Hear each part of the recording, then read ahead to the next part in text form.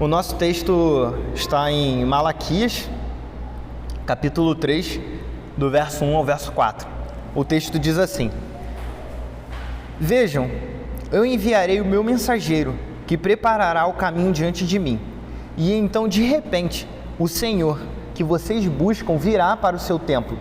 E o mensageiro da aliança, aqueles que vocês desejam, virá, diz o Senhor dos Exércitos. Mas quem suportará o dia da sua vinda? Quem ficará de pé quando ele aparecer? Porque ele será como um fogo do ourives e como um sabão do lavandeiro. Ele se sentará como refinador e purificador de prata, purificará os levitas e os refinará, como ouro e prata. Assim trarão ao Senhor oferta com justiça. Então as ofertas de Judá e de Jerusalém serão agradáveis ao Senhor, como nos dias passados, como nos tempos antigos. Uma das nossas dificuldades, quando a série a gente vai trazendo por temas, é realmente contextualizar todo o livro para trazer para a igreja. Aqui eu tive um problema maior, porque enquanto eu estava preparando para contextualizar, a gente vai tratar de um período pós-exílio. Mas aí, como que eu vou falar acerca do porquê o povo chegou no exílio? Além de que eu tenho que contar com que não necessariamente todo mundo sabe bastante da história, da cronologia, da história de Israel. E aí eu falei, nossa, eu não vou conseguir, não vou poder pregar de Gênesis a Malaquias, fazer um resumo do Antigo Testamento. Mas eu e a Ana costumamos ler histórias para o Tito antes dele dormir. A gente não sabe quando ele vai efetivamente entender tudo que a gente fala, então a gente faz isso praticamente desde quando ele nasceu. E uma das histórias que a gente costumeiramente lê para ele é esse livro de Kevin DeYoung, não sei se alguns irmãos já conhecem. O nome do livro é A Maior História de Todas as Histórias. Ele é um livro que ele vai fazendo, a maior de todas as histórias, é o nome do livro.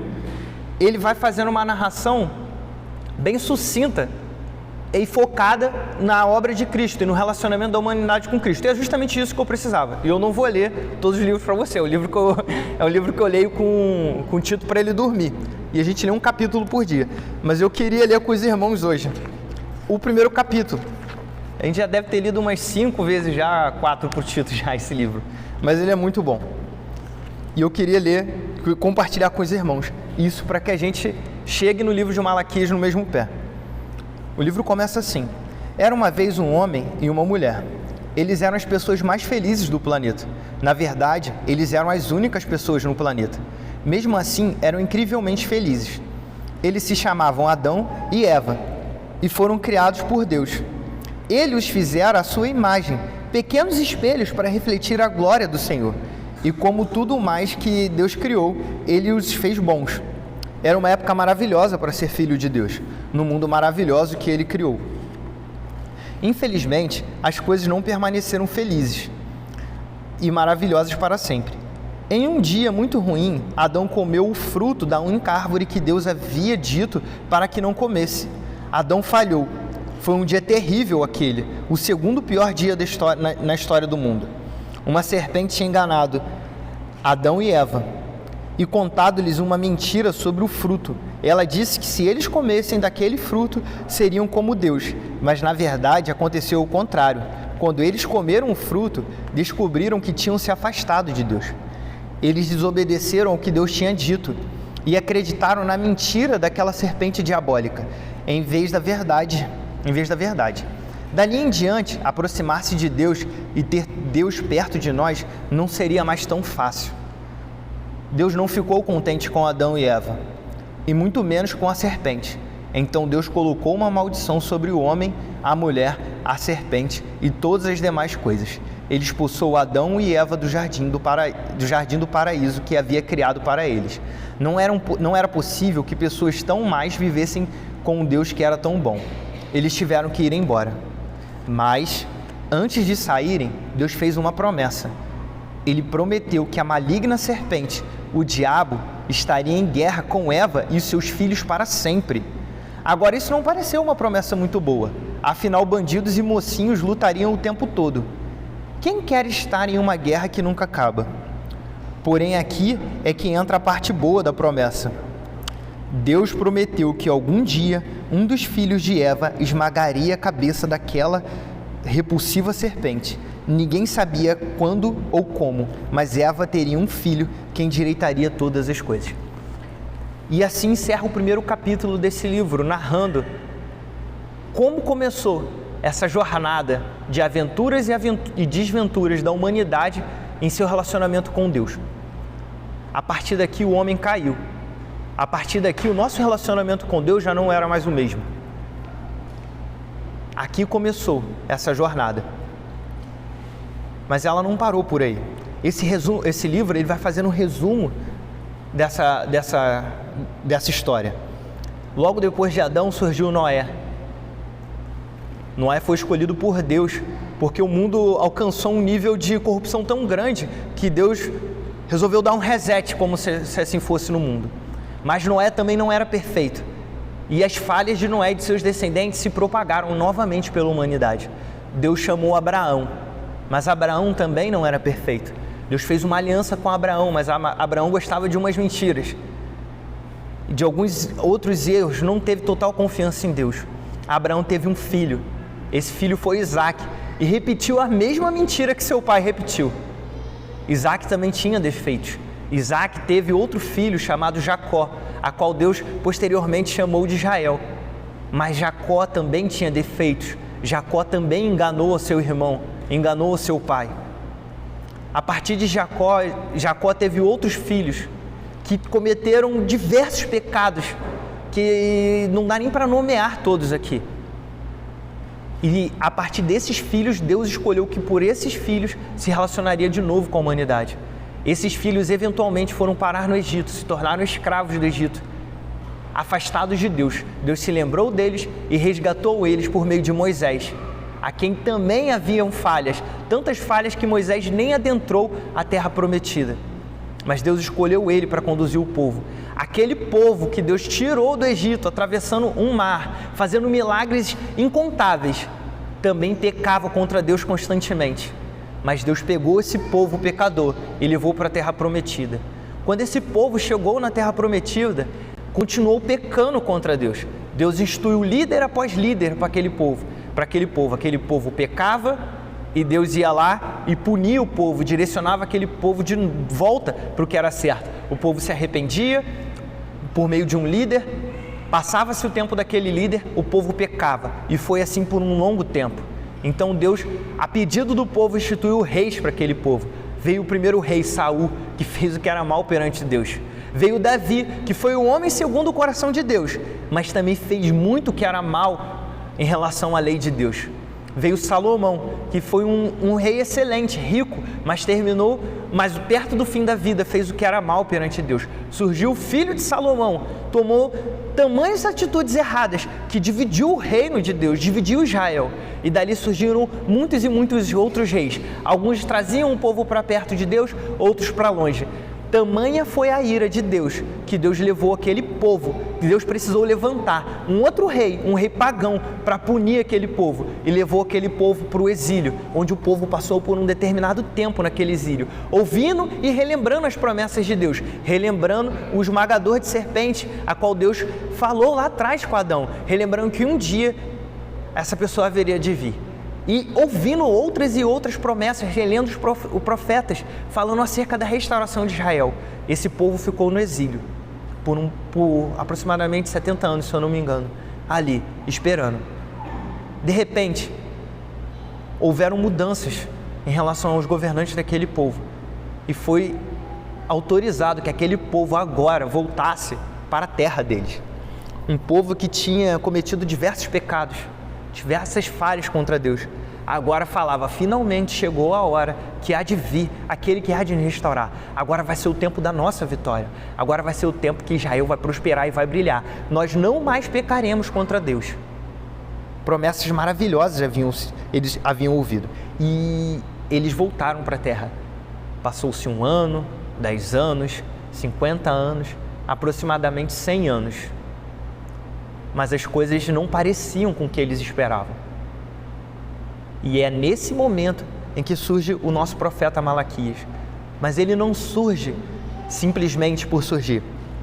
A gente tem que entender agora que vocês estão em pé a pé comigo, né? A gente fez uma varredura rápida aí, preguei o Velho Testamento todo para vocês agora, chegamos no último capítulo. Mas essa era a situação. Passou-se um tempo e nada mudou. E Malaquias surge nesse contexto. O que aconteceu com aquele povo que tinha grandes expectativas para a sua libertação? Aquele povo começou a esmorecer. Eles tinham ouvido falar sobre proezas, milagres, eles tinham ouvido falar que eles seriam livres, mas eles ainda estavam com certa dependência, ainda tinha um governante persa sobre eles. Eles tinham ouvido falar sobre o templo de Ezequiel, um templo maravilhoso, um templo grandioso, mas o templo que eles tinham agora era menor que o templo da época de Salomão.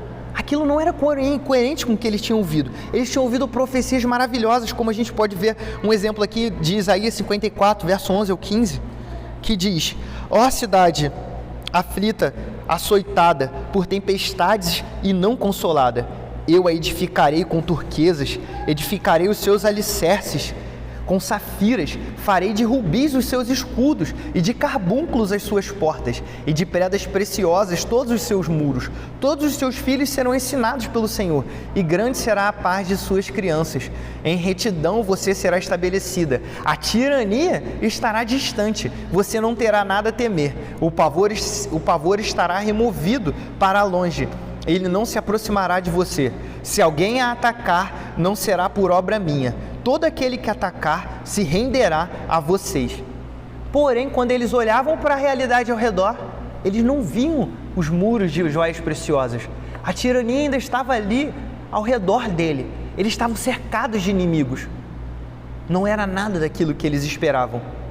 E essa disparidade entre as expectativas deles e a realidade começou a gerar um desânimo naquele povo,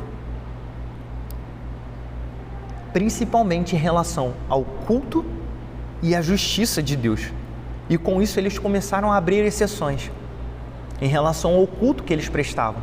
Eles começaram a pensar: por que eu vou levar o meu melhor bezerro, o meu bezerro primogênito? As coisas não estão tão bem, a gente não está tendo tantos recursos, eu vou abrir mão do meu pouco recurso, eu vou levar esse que é aleijado, esse é um pouco melhor, esse não vai me fazer falta, ou vou levar aquele que morreu ontem, porque já está morto afinal de contas, e vou entregar ele em culto ao Senhor. E isso ia contra a lei estabelecida lá por Moisés, mas não foi somente o povo. Os sacerdotes falavam: Deus não tem feito nada, por que eu vou ficar cobrando? Deixa ele trazer o bezerro coxo, deixa ele trazer o que morreu ontem. Tanto a classe sacerdotal quanto o povo começaram a abrir exceções em relação ao culto e começaram a questionar a Deus: será que Deus nos ama? Será que Deus tem cuidado de nós?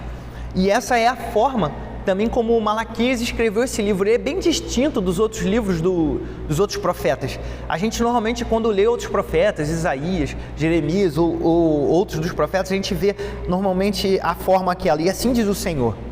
Mas aqui Malaquias ele apresenta de uma forma diferente, feita a partir de uma afirmação de Deus. O povo questiona a afirmação e Deus responde ao questionamento do povo. E a gente vê isso em todo o decorrer do livro. Se você lê o livro, você vê essa forma explicitamente. No capítulo 1, o povo questionando em que eles têm, em como que Deus ama eles, e Deus falando que ama, em relação em que eles têm ignorado o culto. E agora no capítulo 2, verso 17, que é o texto imediato ao que a gente acabou de ler aqui no começo, que é o capítulo 3, verso 1 ao verso 4, esse texto que é imediatamente anterior a ele, a gente vê essa mesma forma. A gente pode ler o texto que diz assim, capítulo 2, verso 17: vocês têm cansado ao Senhor com as suas palavras. E aí a gente vê a afirmação de Deus.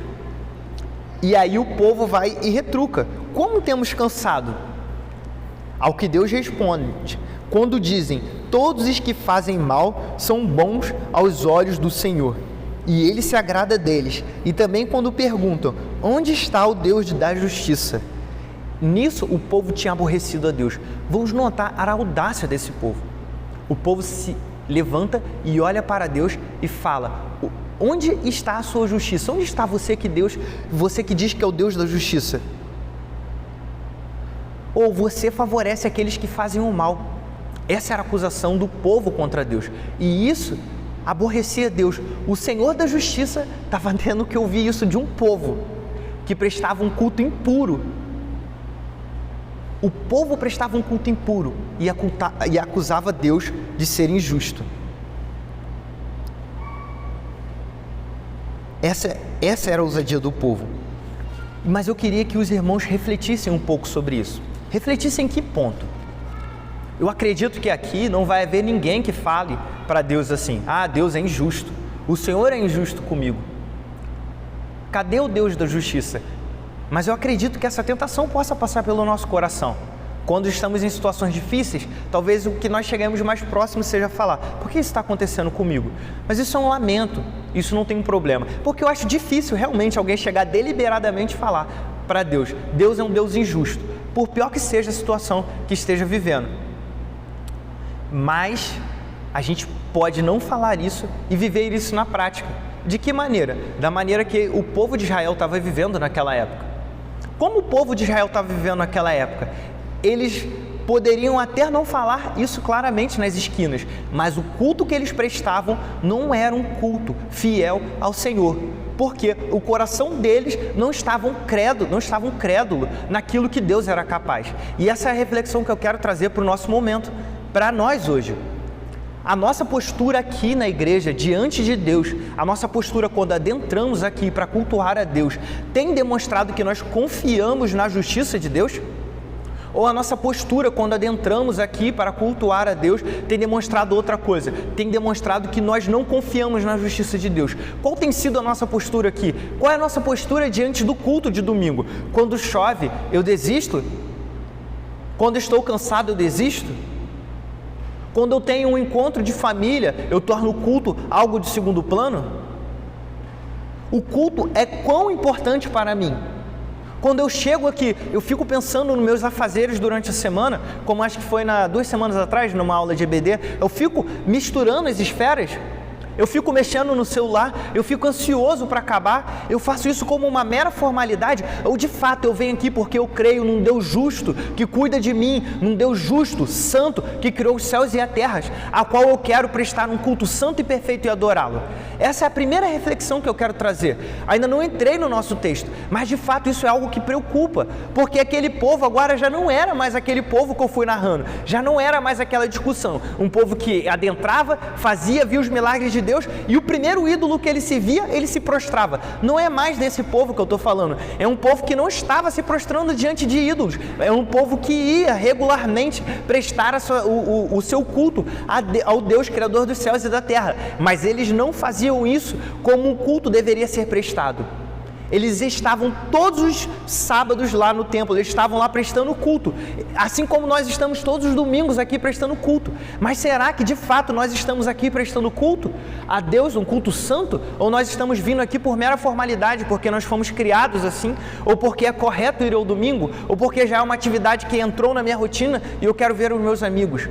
Isso é algo sério, porque nós devemos de tempos em tempos olhar para dentro do nosso coração. Aquele povo, ele não esmoreceu de um dia para o outro, ele não acordou, de repente todos entraram em acordo e falaram assim: vamos levar os bezerros impuros. Eles começaram questionando: será que Deus é justo? Será que Deus existe? Será que vale a pena servir?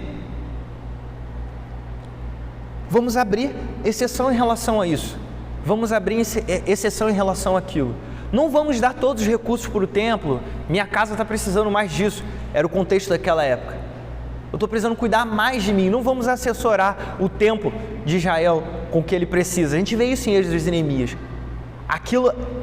Essa postura do povo não aconteceu da noite para o dia, foi algo gradativo e algo que nós devemos estar atentos para não gradativamente fazer disso aqui uma simples cerimônia que não tem valor algum para nós, e dentro do nosso coração dizermos: não vale a pena ser crente, não vale a pena servir a Deus. Olha só, os injustos têm tudo, para que eu vou prestar o meu culto perfeito? Não vou me dedicar nisso. eu tenho que pensar no meu trabalho, tenho que pensar na minha faculdade, tenho que pensar em outras coisas. Não, hoje eu tenho que me preparar para uma prova amanhã. Não, hoje eu tenho que dedicar tempo para estudar, tenho que ver meus familiares. Tenho que viajar, tenho que aproveitar, tenho que curtir a vida, porque não vale a pena perder tempo servindo ao Senhor. Isso é algo que nós devemos estar constantemente nos preocupando. E esse era o momento em que o povo de Israel e os sacerdotes chegaram.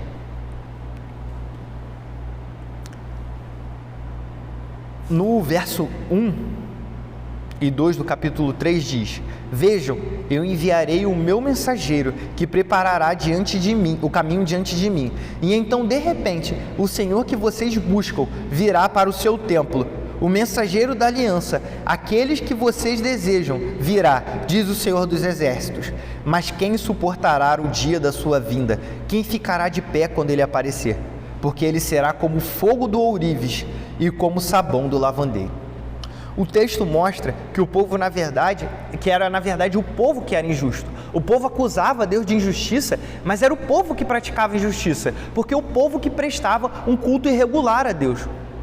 O povo estava cheio de outros pecados, mas acusava a Deus de ser injusto. Ao que Deus agora começa a responder: vocês buscam a justiça?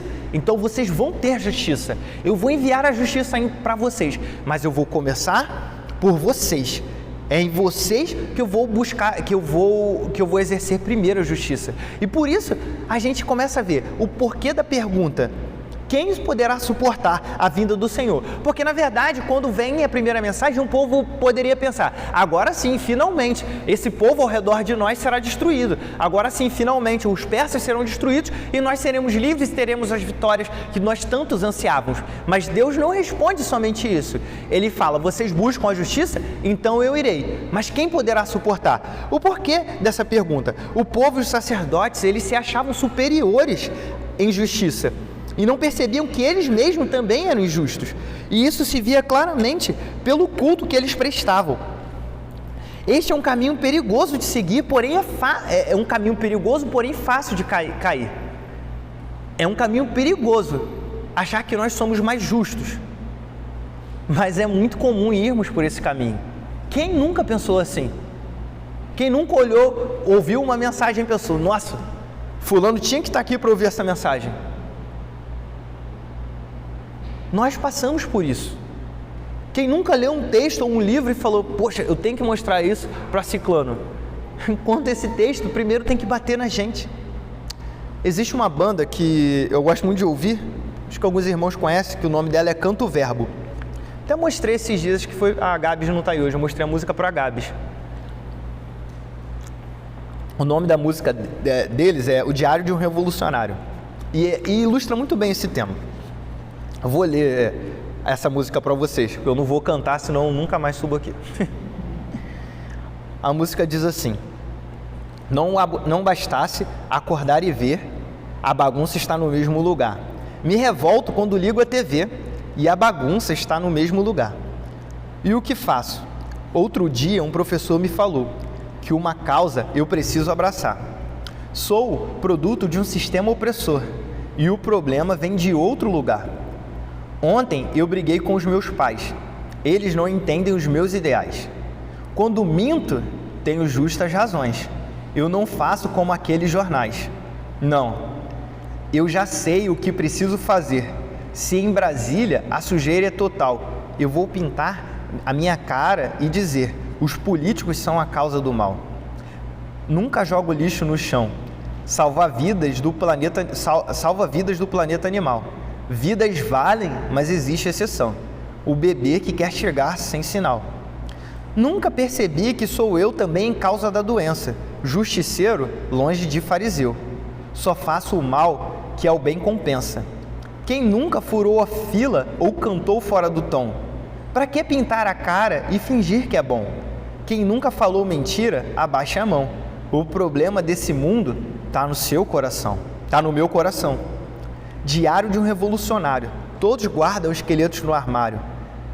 O drama de um revolucionário. Da doença, o ser humano é monstruário.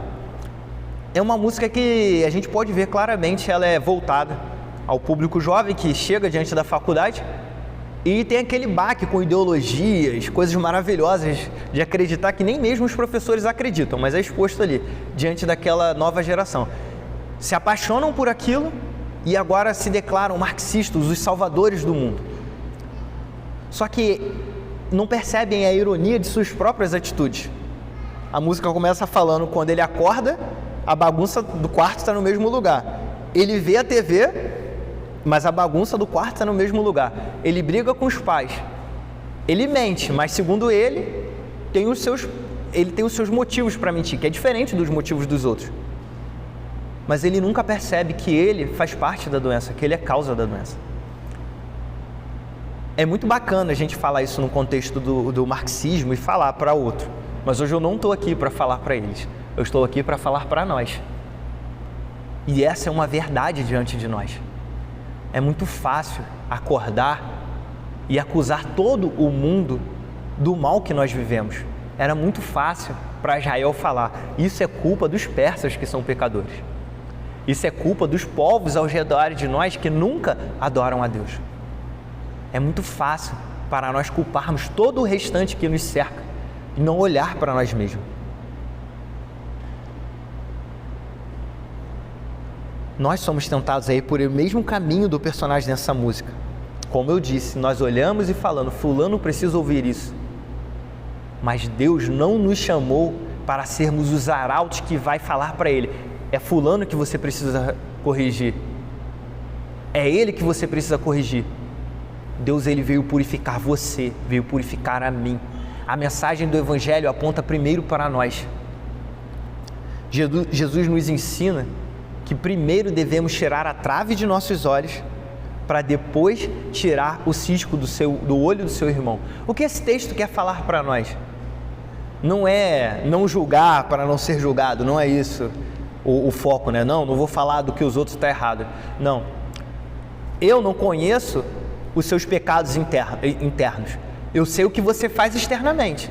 Se eu ver uma atitude externa do JP, eu vou poder chegar e falar para ele: você está fazendo isso. Eu não sei o que o coração dele deseja de mal, mas eu sei o que o meu coração deseja de mal. E quando eu olho para dentro de mim e honestamente me comparo com qualquer outra pessoa, eu nunca vou conseguir me colocar como um pecador menor do que aquela pessoa, porque eu sei todos os meus pecados, mas eu só sei os pecados externos daquela pessoa.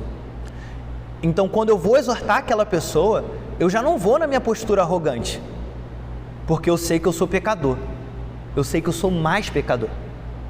Então eu trato com o quê? Amor e não superioridade. Assim nós fomos chamados a tratar os pecados dos nossos irmãos. E não somente isso. Em Gálatas 6, Gálatas capítulo 6, verso 4 e 5, Paulo diz: cada um examine os seus próprios atos, então poderá orgulhar-se de si mesmo, sem se comparar com ninguém, pois cada um deverá levar a sua própria carga. O que esse texto está dizendo é que diante de Deus não adianta eu falar: ah, fulano pecou mais que eu. Ah, Hitler matava todo mundo, os judeus, ele era mau, os japoneses esfaqueavam as criancinhas e jogavam das penhas lá na China. Não adianta eu falar isso, porque eu vou responder pelos meus pecados. E não adianta eu me comparar com outros pecadores, porque eles não são o gabarito, eles não são o padrão. Não existe uma linha dividindo: ah, daqui para baixo é injusto e daqui para cima é justo. Deus é justo e o restante não é justo, porque ninguém aqui praticou justiça a vida toda. E diante disso nós somos injustos, então não adianta eu me apegar à injustiça de outrem para me tornar justo, porque eu não me tornarei justo perante isso. E aquele povo precisava entender isso e nós precisamos entender isso. Nós somos pecadores. Então a gente vê o motivo da pergunta: quem suportará isso? Quem aguentará quando o mensageiro vier? Porque ele vai vir como depurador. Ele virá como quem? Como o fogo do ourives e como o sabão do... perdi a expressão. Do lavandeiro. Não é isso? É isso aí. É. Como ele vai vir como o sabão do lavandeiro. O que é engraçado que o que essas duas duas coisas têm em comum. Elas têm em comum que são intervenções agressivas no homem.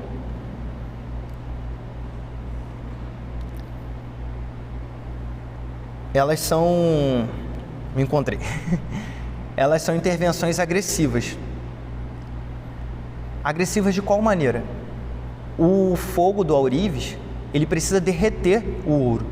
Ela não é uma intervenção fácil, ela não é suave por ouro. Ela estressa o ouro, ela derrete o ouro e as impurezas ficam. O lavador, ele não vai simplesmente passar. O sabão não é algo simples que passa por cima da sujeira e ela sai. Existe atrito, tem que ser esfregada. É agressivo. Agressivo nesse sentido. E é assim a intervenção de Deus na nossa purificação. Isso não torna Deus injusto para conosco. E como nós vemos lá em 1 Pedro, capítulo 4, verso 17, o julgamento começa primeiro pela casa de Deus. Quando Deus de justiça vem, Ele vai de fato purificar o mundo, mas Ele vai começar aqui entre nós. E glória a Deus por isso. Quando eu era criança, a minha mãe contava... Minha mãe tem várias lendárias histórias, né?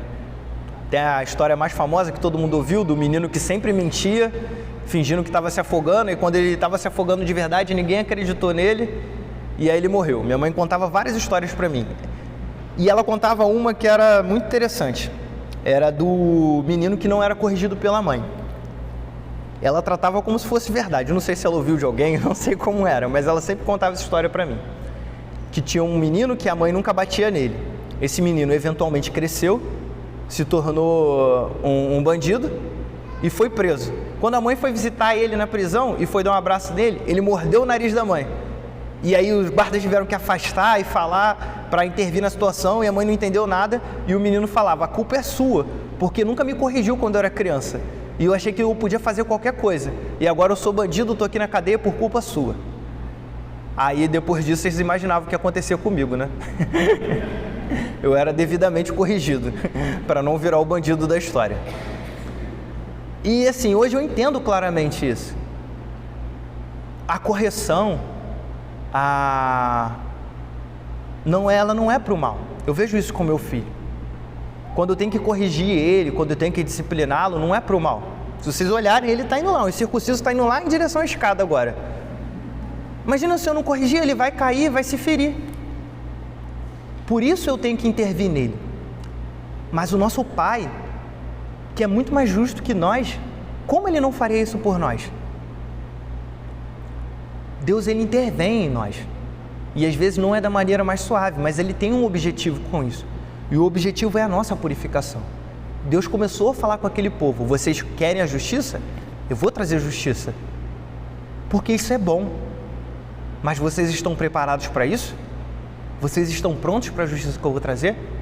Eu não vou vir como uma vovozinha bonitinha e falar: meus filhos, está tudo bem, e vou aniquilar todos os outros povos. Não.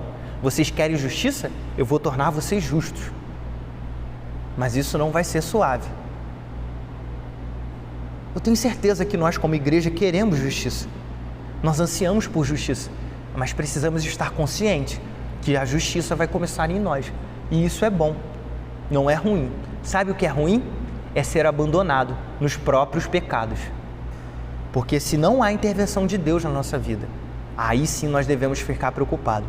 Porque se nós pecamos e fazemos tudo que agrada ao nosso coração e não há repreensão, não há intervenção de Deus em nós, quer dizer que nós fomos abandonados aos nossos próprios desejos.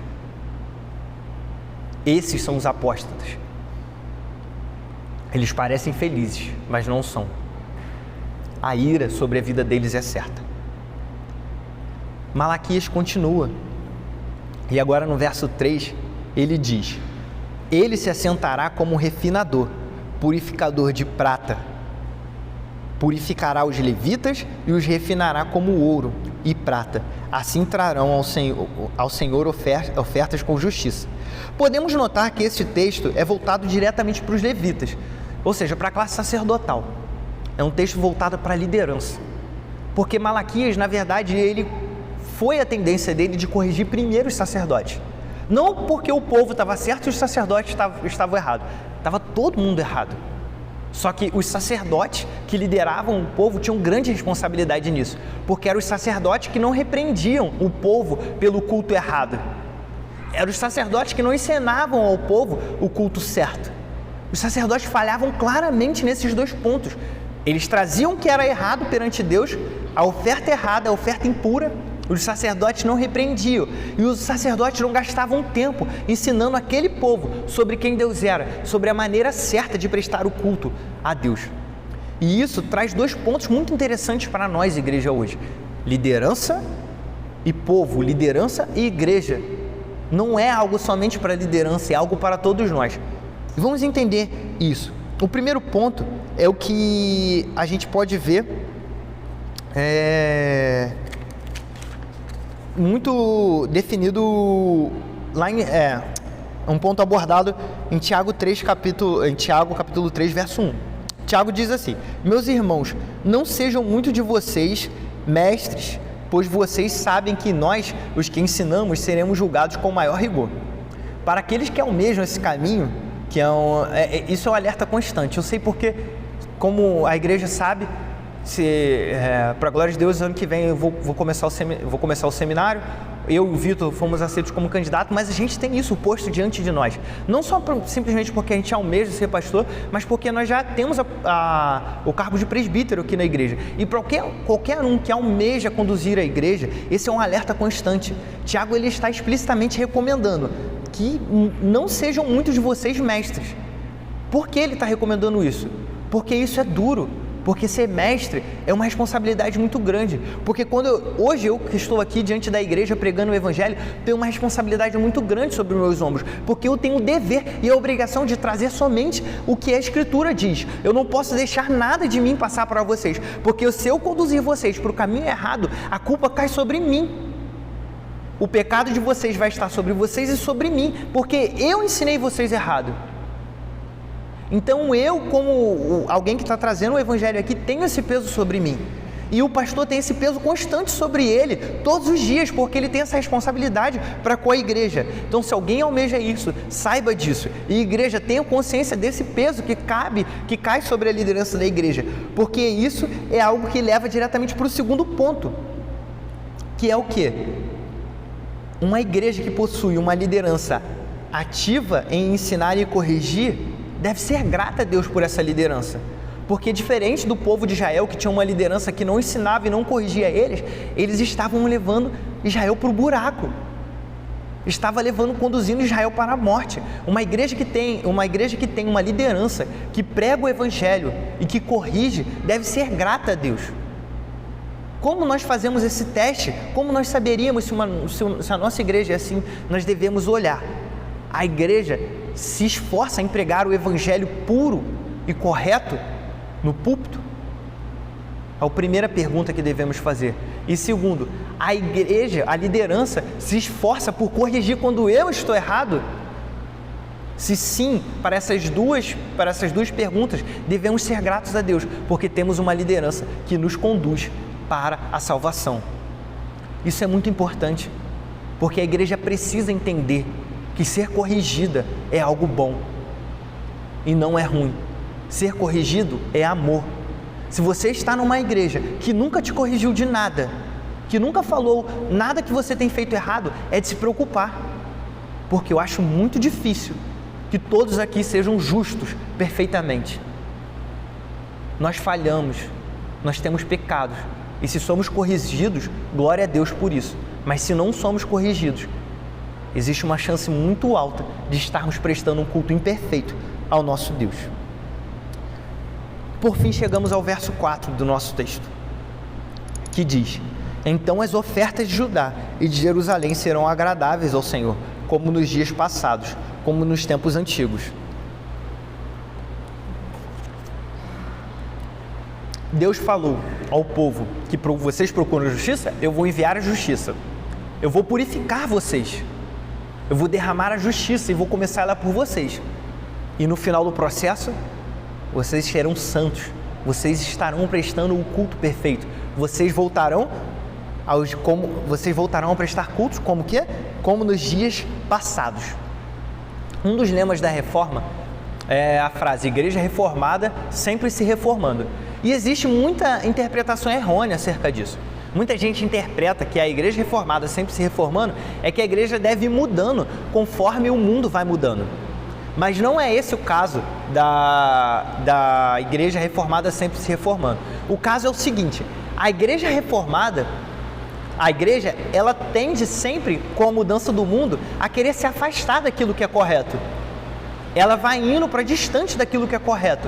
E de tempos em tempos, Deus tem que vir e intervir na igreja para que ela volte para o passado, para que ela volte para o que é correto. Então, de tempos em tempos, em locais a locais, surgem aflições, surgem dificuldades para a igreja. Isso não é algo ruim, é Deus trazendo de volta a igreja para que ela se esforce e se esmere para pregar a mensagem que é correta, para pregar o evangelho que é correto, para que voltemos para os dias passados. Igreja reformada, sempre se reformando, não quer dizer que a igreja vai evoluindo e vai mudando com o tempo, não. É que a igreja vai se reconstruindo, voltando ao que era a igreja primitiva, porque nós como homens sempre tendemos a se afastar daquele caminho que é correto, mas Deus, como santo, como salvador, como interventor, como amoroso, sempre vai intervir em nós, trazendo nós novamente para o que é certo. E glória a Deus por isso. Deus não nos abandonou à nossa própria sorte.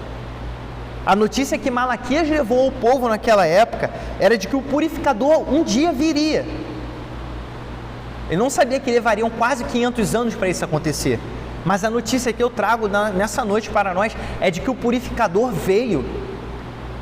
E não somente que ele veio e nos purificou, mas continua a nos purificar e restaurar, para prestarmos um culto perfeito a Deus, até o dia em que ele voltar e nos resgatar e levar para a vida perfeita.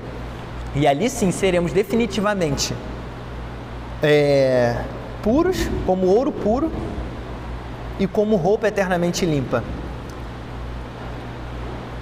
Chegando ao final do nosso sermão, eu não vou trazer as aplicações porque eu fui aplicando durante o sermão, mas agora eu quero trazer os irmãos de volta para o início e olhar com o prisma do Evangelho para esse texto.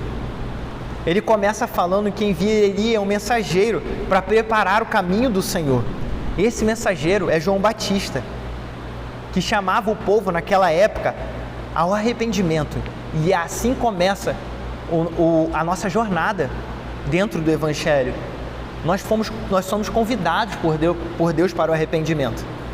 O texto diz que o Senhor que eles buscavam viria, e este é Jesus que de fato veio, e veio como aquele que traz justiça, aquele que batiza com o Espírito Santo para a vida, mas que batiza com o fogo da ira. Cristo trazendo justiça. A partir daí os nossos pecados são expostos, e o purificador começa a agir em nós. E diante dele é impossível que nós negarmos os nossos pecados, porque ele é justo, perfeito e santo. O purificador começa a expor as nossas impurezas. Aqueles a quem o Senhor chamou se arrependem. Nós nos arrependemos dos nossos pecados. E a partir do momento em que Cristo nos leva ao arrependimento, nós somos justificados. A justiça de Deus é atribuída a nós. A justiça de Cristo é atribuída a nós. Então, prestamos um culto santo ao Senhor, como no final do nosso texto. Infelizmente, nós ainda falhamos. Muitas vezes nós vamos nos afastar do que é correto, mas Deus, que é santo, vai nos corrigir.